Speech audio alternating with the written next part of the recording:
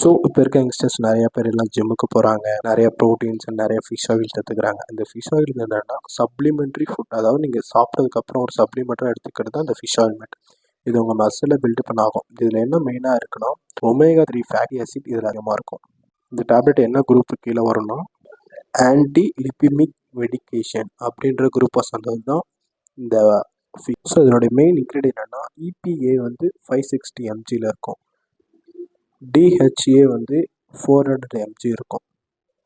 எப்படி போய் உங்களுக்குள்ளே ஒர்க் பண்ணும் அப்படின்னா ஃபிஷ் ஆயில்மெண்ட் வந்து ஆன்டி இன்ஃப்ளமேட்டரிவாக உங்களுக்கு ஒர்க் பண்ணும்.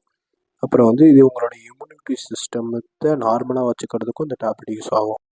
நம்ம எலும்பில் இருக்க எனர்ஜி லெவலை இன்னும் பூஸ்ட் பண்ணி கொடுக்கும் இந்த டேப்லெட்டோடைய ஒர்க். நம்ம உடம்ப நல்லா ஹெல்த்தியாக வச்சுக்கும். அதுக்கப்புறம் நம்ம ஸ்கின்னை நல்லா ப்ரிவென்ட் பண்ணி கொடுக்கும், அதாவது மசில் நல்லா பில்ட் பண்ணி கொடுக்கும்.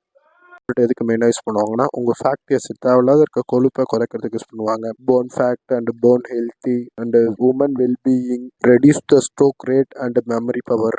மெயினாக வெயிட் லாஸ்க்கும் யூஸ் பண்ணலாம். Healthy skin and heart rating. மெயினாக கேன்சர்லேருந்து உங்களை ரொம்ப ப்ரிவென்ட் பண்ணும், ரொம்ப பாதுகாக்கும். உங்களை ஜாயிண்ட் பெயின்லேருந்து வெளியே கொண்டு வரதுக்கும் இந்த டேப்லெட்டை மெயினாக யூஸ் பண்ணுவாங்க. அண்ட் டிப்ரெஷன் பிகாஷன் என்னன்னா அலர்ஜி இருக்கவங்க, யார் சோயாபீன் சாப்பிட்டா அலர்ஜி வரவங்க, சம் ஃபிஷ் சாப்பிட்டா அலர்ஜி வரவங்க, அவங்களாம் ஃபிஷ் ஆயில்மெண்ட்டை எடுத்துக்கூடாது. டைஜஷன் ஆகும். அப்புறம் நீங்கள் எப்பப்போ ஏப்ப விடுறீங்களோ அப்போல்லாம் உங்களுக்கு அந்த ஃபிஷ்ஷோட ஸ்மெல் வரும். Insomnia and angina and diarrhoea and nose bleeding, இதெல்லாம் சில ட்ரக்ஸ் கூட நீங்கள் சப்ளிமெண்ட்டாக இந்த ஃபிஷ் ஆயில்மெண்ட்டை எடுத்துக்கக்கூடாது. பிளட் தின்னஸ் மெடிசன் எடுத்துக்கிறவங்க சப்ளிமெண்ட்டாக இந்த ஃபிஷ் ஆயில்மெண்ட்டை எடுத்துக்கக்கூடாது. பிளட் தின்னஸ்னா ஒரு பிளட்டு ஒரு இடத்துல கிளாட்டாக இருக்கும். ஸோ அந்த கிளாட்டார் பிளட்டை கரைக்கிறது தான் பிளட் தின்னஸ்.